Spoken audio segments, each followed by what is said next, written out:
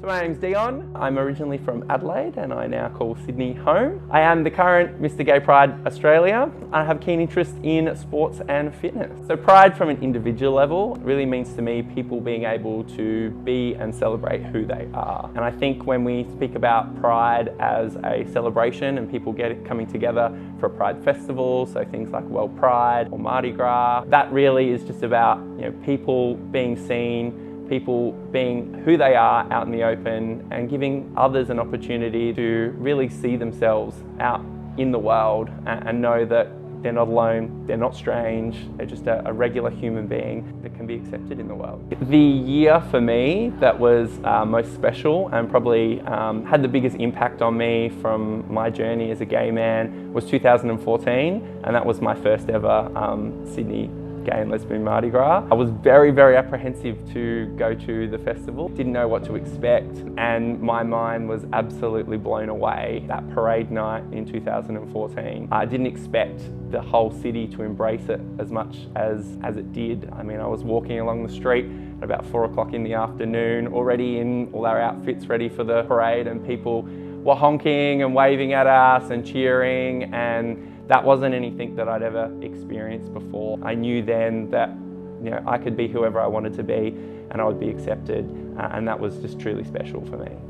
Having 12 years in Sydney and seeing what it's like to be living a openly gay lifestyle for a lot of people has really helped me understand who I am a little bit more, but then to go back to Adelaide and help those guys as well. When you think of Mardi Gras and you think of the journey that Pride celebrations have been on, one of the things that we don't really know a lot about is the 78ers and the 78 community. So I've always thought that that's really important to understand their story and to see an evolution of something that was a protest, people fighting for our rights. We really, really have to thank the 78ers and all those guys that came before us, and just trying to never forget that those guys were so influential in what they allowed us to enjoy and a lifestyle that we now can enjoy.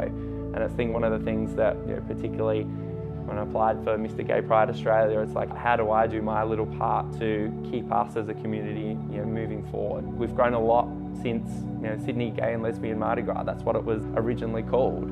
Now we're talking about bisexual people, about trans, we're talking about all these different people. That's one of the big things for us as gay people, lesbian people and bi people, is to how do we help them along in their journey. Allies were a big part of what helped those 78ers come out and tell their stories. So it's now how do we send a lifeline out to those guys, say, hey friends, we're here for you. We've done it before, come along with us.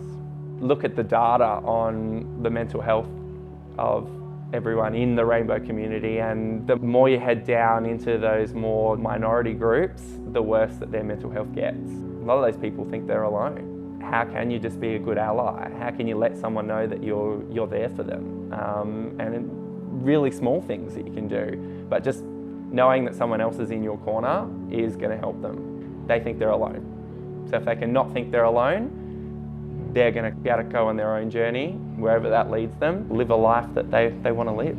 My dad's been very accepting of who I am, but we used to watch things on the TV and there'd be two guys kissing and he would make comments about that. So, it's only small things, not that he hasn't turned around and been one of the biggest supporters for me, but you hear things like that, little jibes at the TV, and it's all the small things you hear out there. It's never really one big thing. It's usually little things, one after the other, particularly when you're young. For me, seeing all those different people in a parade, you think of 190 floats and how diverse that is.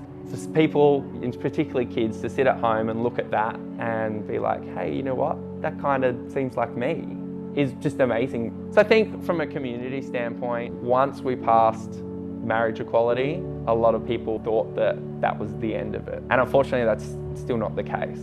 So while there are some laws that are equal, there are others that aren't, and then there's also attitudes out in the community that still exist. And it's just help with the attitudes.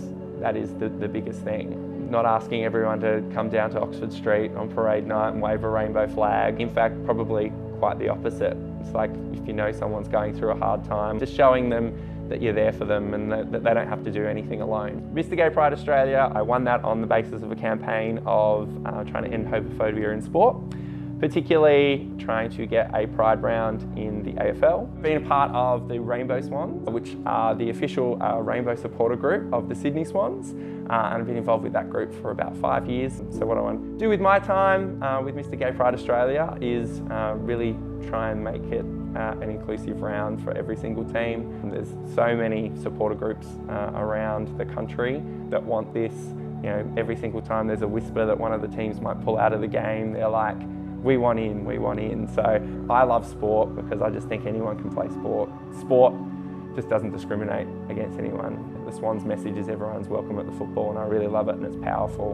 And you know, that's always spoken to me, and I think I want to use my time to be able to then spread that to all of the clubs in the AFL. How do we, you know, on a larger scale, how do we end homophobia in sport? One message to send to everyone is just to be curious to learn more. You know, there's so many times where you might be scared about, you know, things like pronouns or, you know, a trans person, what do you call them? Simply ask the person is what I would say. People will often make assumptions, and they're used to people making assumptions, but once they've told you and once you've been inquisitive about it, then that's when it becomes on you to make sure you get it right. Chances are now you'll know someone that identifies, you know, within the rainbow community. Ask them some questions and be genuine about it.